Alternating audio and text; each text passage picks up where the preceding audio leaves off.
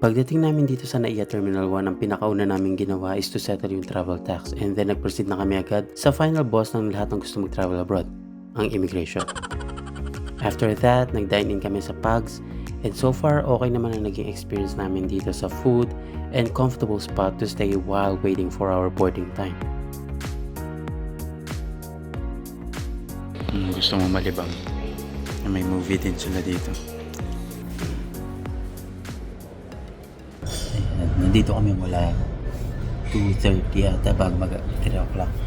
Nandito na kami sa takot namin na baka mahaba yung pila sa immigration, sa check-in baggage. Kasi base sa mga nabasa namin sa mga posts, much better daw na recommended at least 4 hours nandito na sa airport. Pero sa experience namin, likely lang yung pila. Kasi hindi namin na nakapag-check sa first immigration. Kasi dalawa pala yung immigration inspector dito. Sa una na is isi-check lang yung passport mo, isi-check yung ilang mga documents mo or yung e-ticket mo. Pero yung sa pangalawa, doon yung may maraming sobrang tanong. Ang dami yung tanong talaga. Halos parang lagpas 5 minutes kami na naganap din siya ng pictures ng wedding namin, naganap din ng kantang ID. Marami pa siyang tinanong.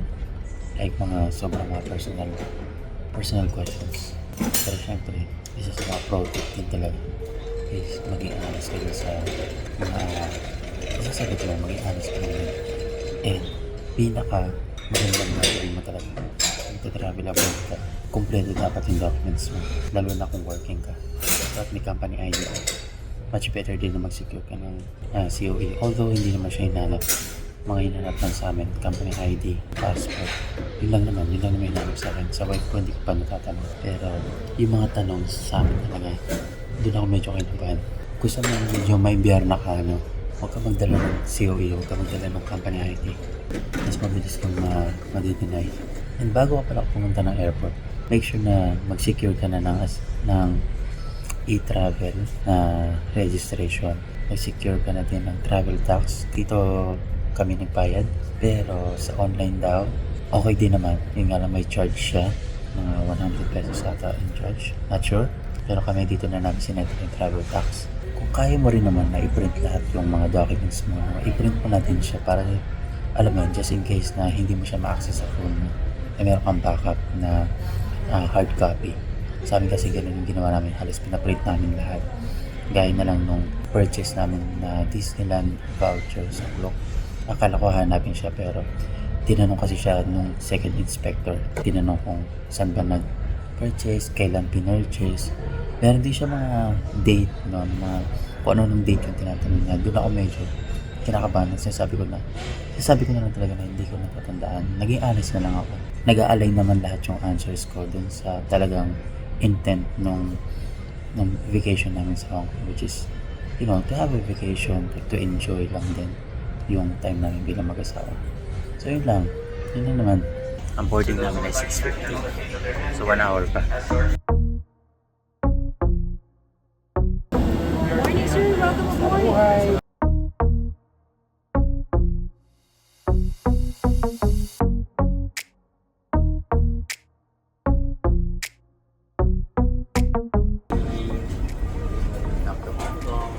Sila nag-escalator ng pahalang. Kami lakad lang. Lakad lang kami para magising-gising. Immigration. Diretso lang. Kakalagpas lang namin immigration. Ayun, medyo first time experience niya. Mean na, alam mo na. Kasi na-experience ko yun nung first time ko dito sa Hong Kong. Sa restaurant naman siya. Pero nagpas na kami sa immigration. And hanapin na lang namin yung carousel 5. Doon namin kukunin yung luggage namin. Pero second time ko dito, hindi ko na-appreciate ito nung una. Ang laki pala nito, ang laki ng Hong Kong International Airport nito. So yun.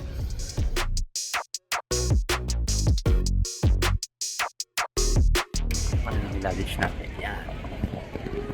And may tatlo kaming task dito sa airport. Una, i-claim namin yung SIM card na purchase namin sa Klook. I-claim din namin yung octopus card sa Klook din galing. At yun pala, withdraw kami ng Hong Kong dollars. Siyempre. Eh, balita ko meron daw dito parang Bank of China na ATM na. So, convenient yun sa amin. Ayun na.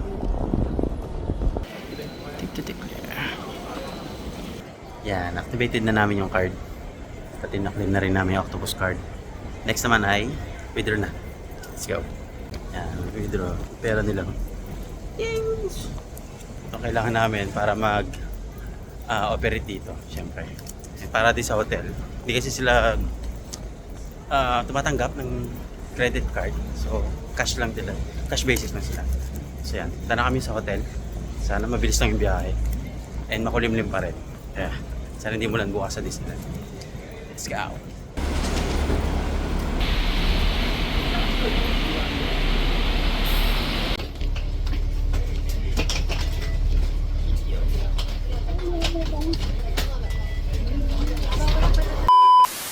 Lumipat kami. Priority seat pala yun.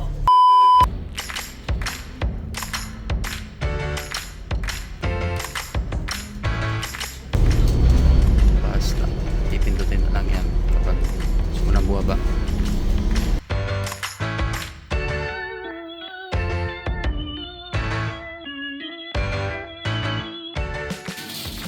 Medyo weird yung banyo nila. Wala kang space para maligo, kundi dito. Tapat mo yung sink, katabi mo yung inidor.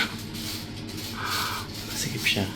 Para siyang 1.5 square meter. Ang galing yung sukat niya. Hindi ko alam kung ano maging comment ko dito. So yun mga lods, nandito na kami sa Golden Crown Guest House. Kapag-check-in na rin kami. Ayan, ito yung room. Ito na yung room. Isang bed. Isang parang table na maliit. 1.5 square meter na toilet and bathroom. Gawin na lang natin ng separate video. Kung ano yung feedback natin dito. After we dropped our stuff, dumiretso na kami sa MTR para magpa-load ng Octopus card namin. Nag-load kami pareho ng tig 100 Hong Kong dollars. Check balance. 115. Let's go. You can load as much as you want and you can refund yung balance niya once naaalis na kayo ng Hong Kong.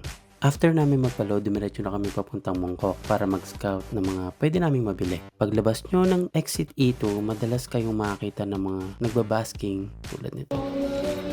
At dahil gutom na kami, naghanap na muna kami ng mga kainan.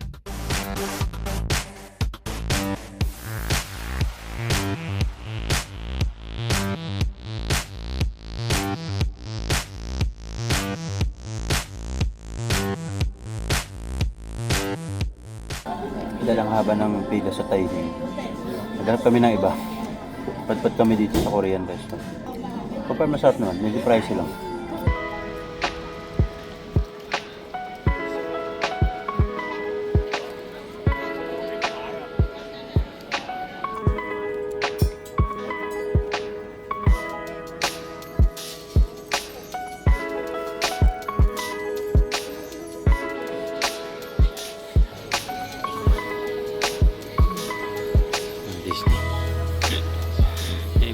Shopee.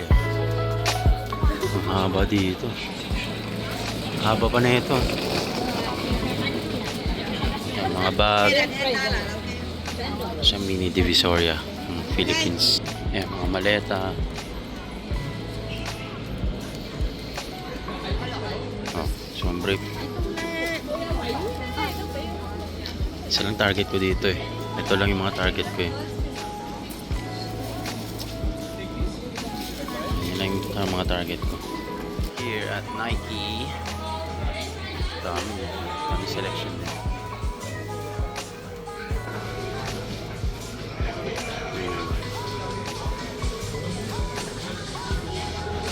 Mga 5-6 something. Ito mahal no. Air Jordan 1 Retro 7,000. Oh, hindi ata naka-sale to.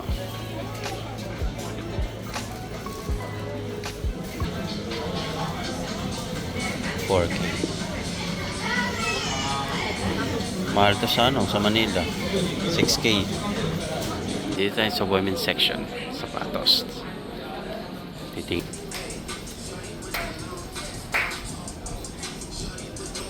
Retro.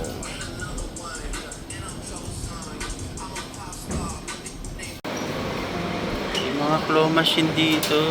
Ang dami. Mga bata. Ito pa, katabi rin. Claw machine.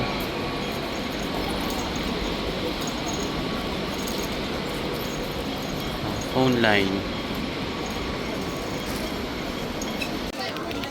Ito yung Longfeng.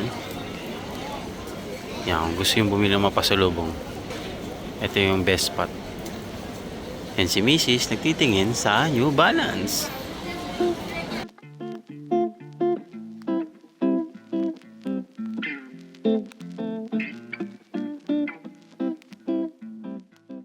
After namin sa shopping area sa Mongkok, hindi na namin pinalagpas sa pagkakataon na matikman na isa sa mga top rated when it comes to egg tart. At ito yung egg tart na mabibili mo sa KFC. Ang isang egg tart nila ay nagkakahalaga ng 13 Hong Kong dollars.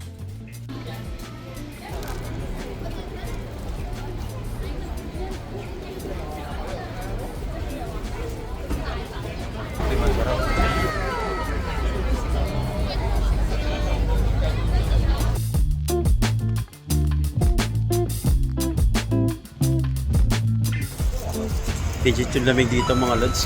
Grabe yung lamig. Sobrang lamig. Nag-temperature check ako kanina. Parang 13 degrees.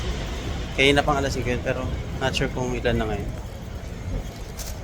Lamig. Punta kami ng bake house. Habang nilalamig kami, pareho. Lamig. Mas matindi dito kaysa sa ano? Sa Baguio. Grabe yung lamig dito. Ito ba? Coffee? Bakehouse? Is this bakehouse? Coffee order here? Ito ba yun? Bakehouse nakalagay? Nasaan? Saan yung ano? Ayun pala, nakalagay. Tanga! Ito yung famous sa when it comes sa egg tart. So, masukay namin. Tara.